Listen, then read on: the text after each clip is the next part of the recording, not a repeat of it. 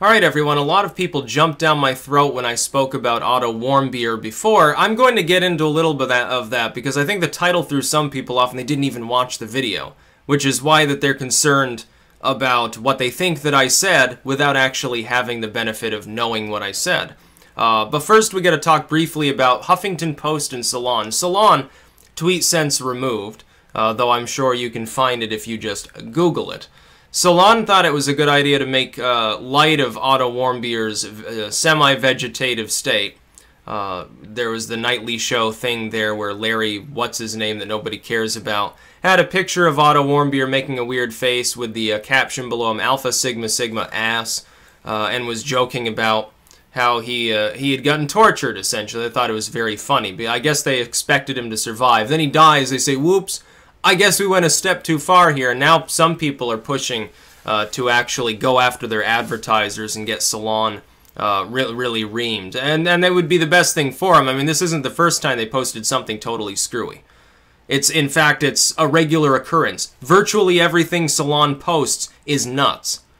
It's not, I mean, it's the left's answer to, like, the Weekly World News if it decided that it was going to be a partisan Republican publishing firm or something. It's that wacky, it's that out there. Then you have Huffington Post. And in all honesty, this is an opinion piece on their blog. It's not sponsored by HuffPost itself. It's basically what they're thinking. They just use that as an excuse, probably. They have their author there talk about, oh, I guess Otto Warmbier's white privilege didn't extend to North Korea. Ha, ha, ha. Very funny. And then at the very end says, well, I can understand, you know, I wouldn't wish this on anyone. What he went through must have been excruciating, but I go through the same thing as a black woman every day in the United States. No, you don't. You're saying to me that on the average day, you get dragged off to a gulag, you either get botulism or get fed like nerve gas agents or, you know, whatever happened, and then you die. That's an average day for you as a black woman living in the United States. I'm going to take hyperbole for 500. Now, to my video on the subject. People aren't giving it a fair shake because they aren't watching the video. If they did, they would understand I do actually have some sympathy for Otto Warmbier. I just can't have complete sympathy because he chose to go to the most despotic nation on the face of the earth and think they have, like, the right to fair trial. Like, they can't just haul you off of the street. You don't need to do anything wrong. People saying, well, he may not have removed this poster, they're saying that he removed and defaced. I'm not saying he did. It doesn't matter if he did. There's no such thing as a right to fair trial in North Korea. There's no, oh, you get a lawyer and you're innocent until proven guilty and you can call forth witnesses and they have a burden of proof. There's none of that in North Korea. That's why it's a bad idea to go there. And people who thought, of all things, that I was being supportive of the North Korean regime, have you seen my videos on North Korea lately? I support regime change in North Korea. It's the one place in the world we could do some good. Because they're so ground down, any act of violence, no matter how sheer, would be an act of liberation in that country. It's the one unique place in the world where we can actually do some good by invading, by the way. And I stick by that too. Some people call me a warmonger for that. So I'm either a warmonger or I support the DPRK. Okay, this is dichotomous thinking in action from the smaller minds of the world. What I am saying is that I can sympathize with his parents. They lost their son. I can sympathize with him to the extent of he shouldn't have been tortured. Clear human rights abuse. I don't believe the DPRK when it says he got botulism. I think they gave him, they probably gassed him out or something. They probably threw a nerve gas canister into his cell or something. I mean, it's North Korea. They probably used him as a human guinea pig. And of course, he's not going to tell any tales because he can't really talk. He's been brain damaged. So if they did something utterly against the Geneva Convention, which is a regular occurrence in North Korea, well, he's not going to tell anybody about what happened. They don't have to worry about repercussions. And here's the thing. Here's what gets me. I don't think people here quite realize. North Korea has been sanctioned to death and is a total rogue state, and even the Chinese can no longer really get anything done there. If you go to North Korea and you are thrown in the gulag, there's no help for you. There's no way the United States can secure your release. We don't have a bunch of North Koreans that we can use as prisoner exchange bargaining chips. We don't have really the option of a standard, sending in SEAL Team 6 to secure you, break into the prison, and then fly back out without starting a war. We don't have the ability to do any of these things. If you go to the DPRK, you're taking your life in your hands. I'm not exonerating the DPRK's leadership by saying this. I'm saying they are so brutal and so despotic, why would any sane individual want to go there in the first place? Now, once he did, he made a terrible mistake. And that's the part that causes me to lose a little bit of my sympathy for him.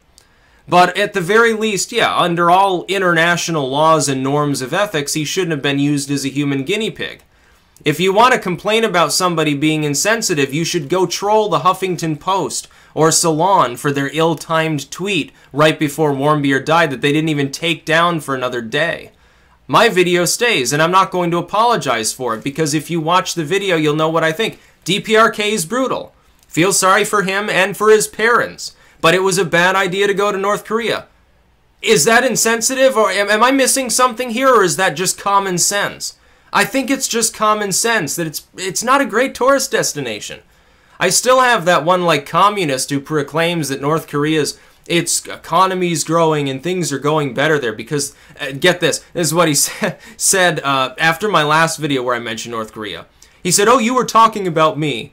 And then he said, North Korea now has metered taxis outside of Pyongyang, evidence that their economy is just fine.